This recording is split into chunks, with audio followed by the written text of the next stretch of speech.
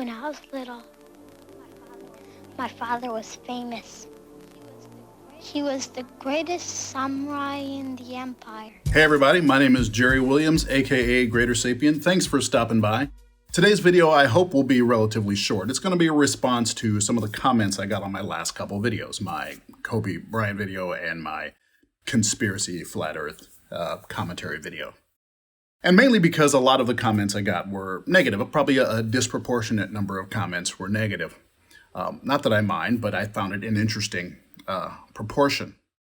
So first off, the comments about Pepe. I got a lot of reactions to the Fepe the penguin, and I referred to Pepe the frog and its connection to white supremacy. I found it amazing how many comments I got energetically defending Pepe the frog. And that's fine, but I just found it very interesting the amount of energy people have over this poorly drawn meme character. It's fascinating. And you know, they very personally, they take it upon themselves that they have some ownership of it, and that they're very offended by the idea that I was connecting it to white supremacy, and how dare I allow them to take this thing that's ours. You know, one commenter said that if you give that to them, you know, if you allow them to take it, you're just giving this over to them, and it's ours, and you can't give it over to them. And I just don't care about Pepe the frog. I just don't. I have no emotional connection to Pepe the frog in order to preserve it and feel like it's something worth preserving. I understand that Pepe the frog's origin have nothing to do with white supremacy. It's meme related, and I get that. And the vast majority of it is used for that purpose. But to deny that it has been co-opted by white supremacists is to act like these things don't exist. Understand my experience. I don't have the same experience with this meme character that many of you may have. Many of you are probably part of these online communities, going on message boards, 4chan, whatever. That's not me. I don't have any of that experience. If you've been following me for these last 8 or 10 years, you should know by now that is not me. So my only experience with Pepe the frog is when it was brought to me by a bunch of bigoted fuckers who were trying to insult me from their white supremacist point of view. That's my experience with it, and it is a wholly valid experience. I understand that is not your experience, but that is mine, and it's wholly valid. So when I say there is a connection between Fepe the penguin is connected to Pepe the frog, and Pepe the frog has connection to white supremacy, I'm sorry, it just does. I understand you don't like that fact, and that's not your experience, but it's mine, and I am wholly valid in discussing it that way. Someone wrote that Pepe is only linked to white supremacists because normal people think it is. No. Pepe is linked to white supremacists because white supremacists have made it a part of their movement. That's why it's connected. It's not because normal people think it is. It's because abnormal people have made use of it. That's why it's connected. So I'm not giving Pepe over to them. I don't, even if I was, I don't care. I am not part of that meme culture. I'm just not. You don't see me going around spreading memes. You don't see me sharing them on a regular basis. It's not my thing. I think memes are a shallow means of communication. It's shallow thinking. I think the humor of memes, those especially that use Pepe the frog and that type of singular character being used over and over again with different dialogue in order to tell a joke, I find that juvenile, tiresome, and unfunny. So honestly, I think that's why bigots like them. It's real easy. It's real easy to make a joke out of it. It's real easy to send a message with it. And that's just not my thing. So I'm sorry. I'm not going to sit here and defend Pepe and try to preserve it because it's not a cultural icon that's worth preserving. And some of you didn't like the fact that I made that connection, and you've said that you're going to unsub me for it. That's okay. if you unsub me because you don't like my opinion on Pepe the Frog or Fepe the Penguin, I won't lose any sleep. I just won't. I know it's not something that people on YouTube are supposed to say, that they're supposed to sit here and try to do what they can to please their subscribers. And I've done to a certain degree. I've got a whole other channel where I'll talk more about this type of thing because I get such blowback from people on this channel whenever I say something that's a personal opinion. But I'm sorry, you're not gonna get defense of Pepe from me.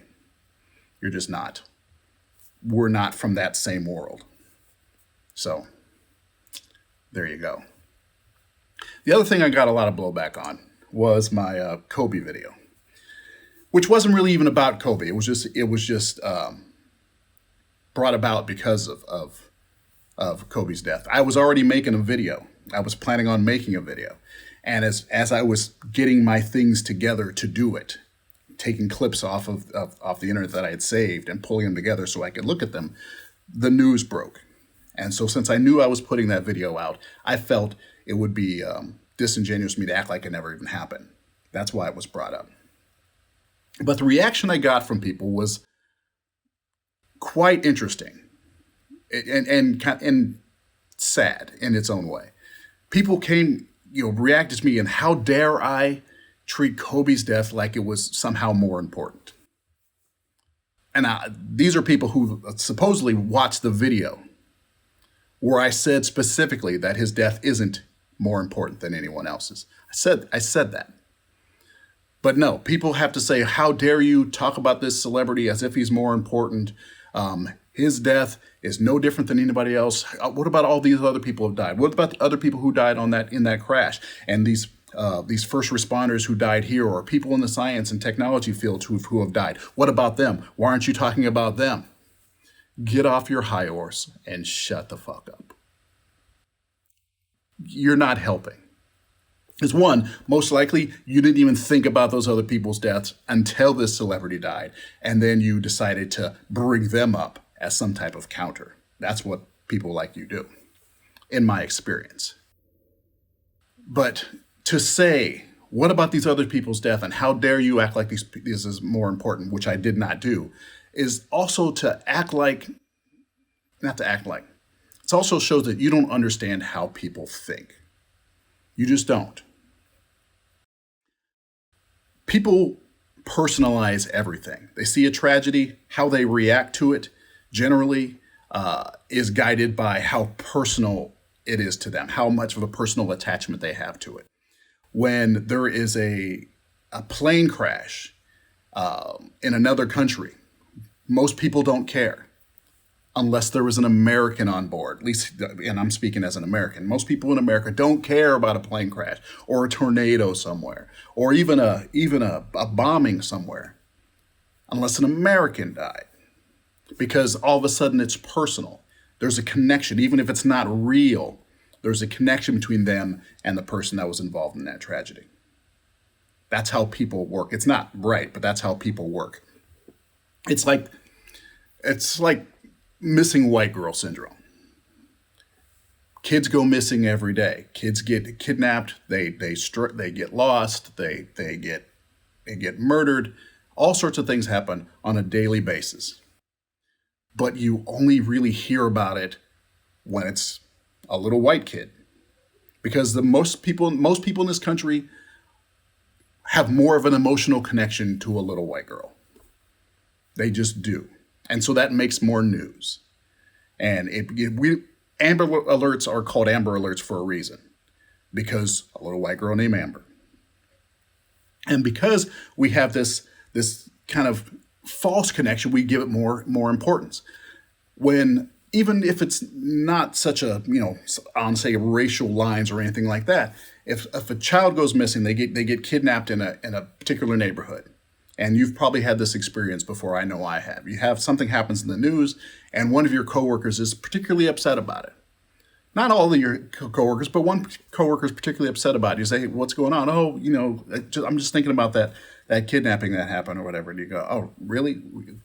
Why? It's like, well, because it's from a neighborhood just like mine. When I saw it on the video, it looked just like my own neighborhood. Or I saw that the family, that they look just like me. They look like that could have been me. So they have more of personal attachment to it. Even though that kid is no more important than any other kid that gets killed or goes missing. We do that. And so when it comes to celebrity, people have a personal attachment to celebrity. They do. That's why they're celebrities. They're famous. Everyone feels like they know them. So when a celebrity dies, it's someone that the average person has a personal attachment to. It's like someone they know died. And so since it's someone they know or feel they know, it has more weight than the nondescript firefighter that dies, that they don't know anything about. It's not the way things should work, but it is how people work. It is how human beings work. It's even how those of you who are criticizing me work. If someone in your family dies, or a close friend of yours die, and you're upset about it, is it acceptable for someone to come up to you and say, why are you upset about your brother John dying? 4 other people just died yesterday. Come on. What's so important about your brother? No, of course not. It's not acceptable. Because you have a personal attachment there. Now, you may feel your personal attachment there is more valid than other people's attachment to a celebrity. I get that. But that's just how people work. And so for you critics of me, just for bringing up the topic, come at me for just bringing up the topic, when I did not elevate him to any type of importance. I just used that as a springboard to discuss other things. You're being disingenuous, and you're just being assholes about it. And then there are some of you who claim that I was somehow a shill for bringing it up. A shill for what? What was I shilling by bringing up that this celebrity had died in a sudden way, which makes people go, oh crap, this stuff just comes out of nowhere, and using that as a discussion about the fact that these things happen out of nowhere? What was I shilling for? You claim you're unsubbing me because I was shilling with that video. What was I shilling for? I understand a lot of you hate sub me. You're subbed to me because you like to disagree with the things I say. I'm actually curious to know what proportion of my subs are people who hate sub me. But and given that fact, when you say you're going to unsub me because I'm somehow a shill because I discussed Kobe Bryant's death, I don't care. Go. You're not wanted. And those of you who have said that somehow that I was coming from a place of privilege because I needed a celebrity death to make me think about hugging my children, you don't know me. Fuck you. Let me show you something. Let me just explain where I'm coming from and how far off those of you who say I'm coming from a place of privilege. This right here, it's hard to see, it's kind of dark. This right here is an oxygen generator. That's what it's doing right now. Now, the reason it's operating here in the dark when I recorded this is because my wife requires oxygen almost 24/7. She's got pulmonary hypertension. It requires her to be on oxygen almost all the time. Now, the last couple of weeks were pretty crazy. I got sick with whatever bugs going around with some type of cold. It was pretty hard. It hit me harder than most things do. It wasn't the flu or anything like that, but it was pretty brutal. And then I was down for about 4 days. And then when I got better, then my wife got it. Now, it hit her pretty hard. It started getting worse and worse. And then after about 5 days on it, she wasn't getting any better, and her oxygen levels were dropping. She was having a hard time keeping her. She monitors her oxygen all the time, at least once an hour, or as many times as she needs. And even with increasing the oxygen intake, she wasn't able to keep her oxygen levels up. So take her to the ER, and find out she's whatever she initially had has moved into pneumonia. Now, it's lucky they caught the pneumonia. At first, they did an x-ray, showed nothing. Lungs were clear. Kept her there because they were still trying to keep her oxygen level up. And take some blood work out, because that's what they always do, when it came back with a funky little enzyme in it or whatever. And so they said, you know what? Your lungs are clear, but we're gonna do a CT scan of your lungs just to see if there's a blood clot. Something is keeping you from getting the oxygen you need. So they, day's gone. It's been a long day, but the CT scan comes back and they go, well, nope, you're no blood clot, but hey, the CT scan revealed that you have pneumonia. Now, the x-rays usually do that. It didn't catch it, but the CT scan did, which was great, because if it hadn't shown it, then she would have gone home. If the doctor hadn't just had this inkling to do a CT scan, she would have gone home with pneumonia, gotten a lot worse. But they're saying, hey, cool, it's pneumonia, we'll give you some antibiotics, we're gonna send you home. Take these antibiotics. Great, we're doing that. Day and a half later, 3 a.m., we get a call from the emergency room. Blood work came back that we did earlier, and there's something going on with your blood. There's some infection in your blood that we need to check out. So you need to come back in. Understand, this is the 3 a.m. call. Emergency room doctor is going, call him, have him come in. That's some shit right there. So we come back in. And so they're concerned about, hey, there's somehow bacteria, something has gotten into your blood. We got to do this. We got to take care of it. Now, she's got respiratory issues already, and this is obviously a respiratory issue. And given the things in the world going on right now, they didn't know what was going on with her. So they put her on lockdown. If you went in to visit her, they made all the people, gear up completely head to toe, gloves, masks, outfits, and everything. Wash yourself on the way in. Clean yourself up, everything, throw everything into the trash to be burned or whatever on your way out. That's how they treated it. Stuffed her full of a bunch of antibiotics, just hammered her really good for 24 hours, and then they let her go home. But that was a scary 72 hours. Real scary 72 hours. But it's not much scarier than our normal 72 hours. You understand? On a daily basis, when I leave the house, I know that there is a non-zero chance that my wife can have a medical emergency before I come home. There's a non-zero chance that she could die before I come home. It doesn't take the death of a celebrity for me to think about this on a regular basis. I think about it on a daily basis. Most of you are privileged enough to not have to think about these things on a daily basis. If you want to talk to me about privilege, most people can leave their house on a regular basis without thinking about these things. They just go away. Sure, there could be a car accident. Sure, a plane could fall out of the sky and land on somebody. Lightning could strike freakishly. Yeah, all these things could happen, but you don't think about them because you don't have to. If you want to talk about privilege, most of you have the privilege of not thinking about that on a daily basis. I don't.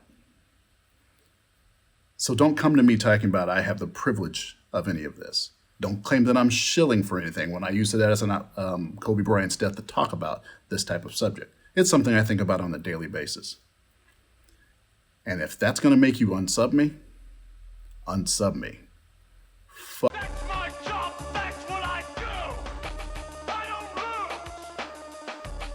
I win. I win. Is there no one on this planet to even challenge me? Maybe you came by to congratulate me on last night's victory.